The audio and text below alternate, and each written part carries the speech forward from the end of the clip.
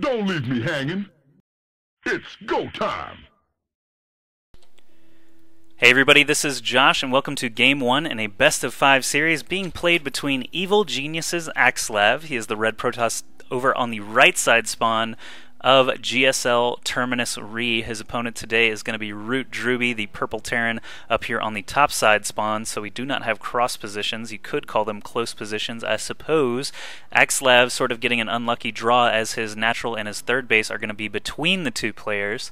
And that can be quite difficult, especially with someone like drewbie, who just uses medevacs all day long to drop on expansions. That close flying distance to that third base could prove problematic for Axslav. Of course, he could just go for a faster game to a 4-gate rush or something like that. We'll see what he actually ends up doing. Axslav, I did cast a couple of show matches with him not too long ago for the V, which was hosted by Complexity Gaming. He did take out a Terran player 6jax DDE 4-1, if I'm not mistaken, in that series, and then actually also took out Root Slush 4-3. Axslav himself was only taken out by Dignitas Show later on in that series, but drewbie, coming off a very good performance at MLG Dallas 2011, he was leading his group before Naniwa, the infamous Naniwa, entered his group and destroyed everyone, so he did beat Liquid Tyler and LG Ag, two very good Protoss players, at those MLG group stages, but Axslav, no slouch himself, he didn't quite do as well as he would have liked at MLG Dallas 2011. He did lose a PvP in the winner's bracket against a relative unknown, and I'm not even sure who knocked him out completely, but he definitely wanted to do a lot better. So drewbie with a top 16 finish, Axslav not with a top 16 finish. Kind of hard to sort of differentiate those because drewbie did start in those winner's bracket groups, those pool play groups. And Axslav, of course, had to come up through the open brackets. It didn't quite make it to that championship bracket, but let's see what he's got in store for drewbie here in this best of 5. And it is being played for $50. This is just the first of 5 weeks where we're going to have drewbie play against 5 different great North American players. I'm going to try and mix up the races as well. Maybe get 2 Protoss, 2 Zerg, and a Terran. Might as well throw in a TVT. They can be pretty technical matchups, and if I find him someone good enough, perhaps like Select. Not promising anything. We'll see if Select actually goes for it or not, but that would be very fun, I believe. And check this out. drewbie actually already has a Proxy barracks up. I would not have even noticed if I wasn't already watching that SCV. So Proxy racks, it's not in the best spot, actually. It looks like he just kind of was hoping that Axslav would be at this bottom spawn location or the left spawn location. The fact that it's the right side makes this Proxy rocks not anything special, really. He will have a couple of SCVs over here to drop some bunkers if he can get out a couple more Marines. If you look at the minimap, it can be kind of hard to see on the smaller resolution, but there are some purple dots streaming across toward this natural location now. Axslav not doing anything too crazy back in his base. He does have that first Zealot out, but I believe he's still on just 1 gateway. He's got a single Stalker out now as well. drewbie does have 3 Marines with 2 SCVs in tow. He could actually drop a bunker and make life quite difficult for Axslav here in the near future. 4 Marines now for drewbie. When I told him that Terminus RE was going to be the first map today, he made kind of a frowning face, so maybe he's going to be trying to just end the game here quickly. We'll see what his follow-up will be if Axslav does actually manage to hold this off. We have one more gateway being built now for Axslav. Gateway, Warp Gate Tech actually researching now. Where is this bunker going to go, if anywhere? Maybe drewbie just was banking on the fact that Axslav was going to do some sort of fast expand build, but if Axslav just drops down a couple more gateways, he could probably break this and still have a great transition into the mid-game. But drewbie moving up the ramp now with quite a lot of Marines for this early point in the game. 6 Marines against only a handful of Tier 1 units, 2 Stalkers and a Zealot. Surprised we haven't seen any sentries being built just yet, but this is quite a lot of Marines. It's going to come down to micro, and Axslav is a former Warcraft 3 player. drewbie, of course, played Brood War, but not at a super duper high level, but Warcraft 3 players are known to have quite good micro management, even though they usually have lower APM, and we'll just glance at APM now and see drewbie almost effectively doubling Axslav's APM throughout this game.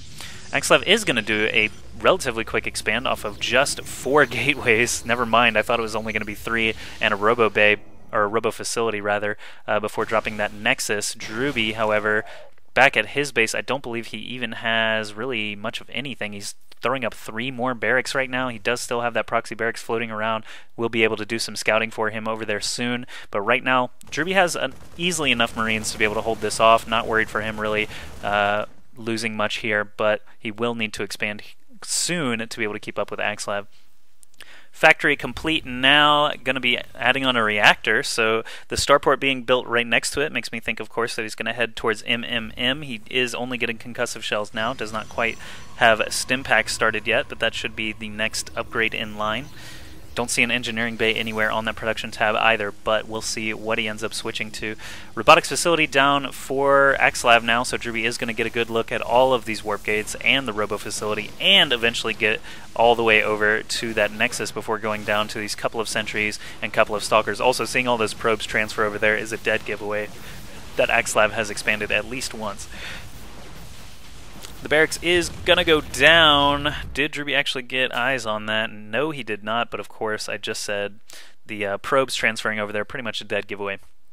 Now we have a single stalker coming along for Mr. Axslav, just patrolling around outside of drewbie's base, just keeping an eye on things.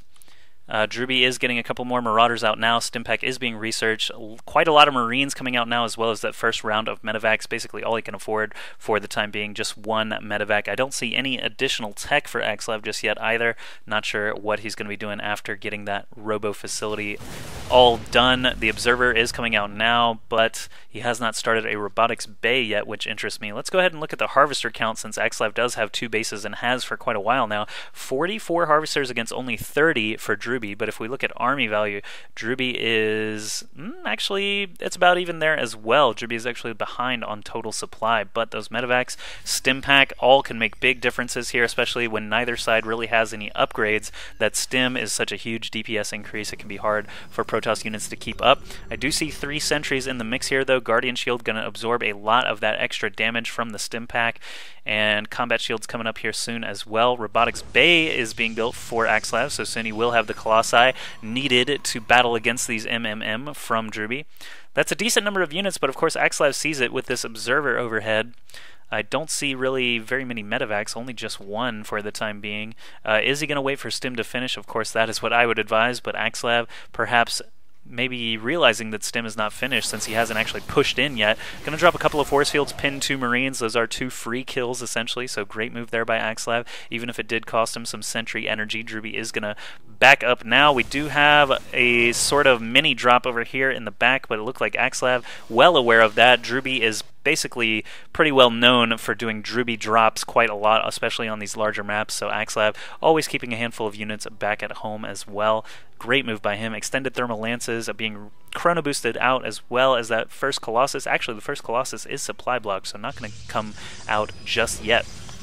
Nexus number 3 for Axslav going down back in drewbie's base. He should be getting command center, but instead is actually just pulling a million billion SCVs. Looks like he is going to go for the kill before that first Colossus is even built, so that actually could be a great timing for him. There are 2 forges being dropped for Axslav right now, kind of late for the double forge build that we see out of Liquid Tyler from time to time, but he's also adding on another robotics facility, getting a lot of gateway units warped in, and no Colossi, so this could be drewbie's chance to win.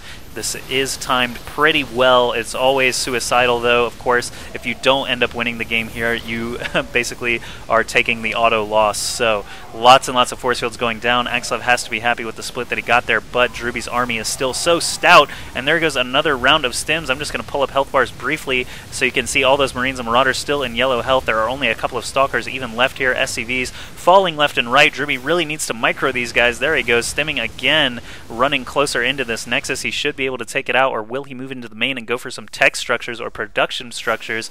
I have to believe he's going to try and gun down all these pylons so that everything will be unpowered and he will be able to seal the deal. Interesting, very interesting, all in off of just 1 base. 13 minutes into this game, Axslav soon was going to be on 3 bases, but just did not have the unit count to be able to keep up. All those Harvesters proving useless now as drewbie just mows them down. Of course, if Axslav can hang on, if he can hang on, he's only at 32 supply. No, that is going to be the GG there from Axslav, so Root Drewbie is going to take game 1. Now let's see what map Axslav picks for game 2.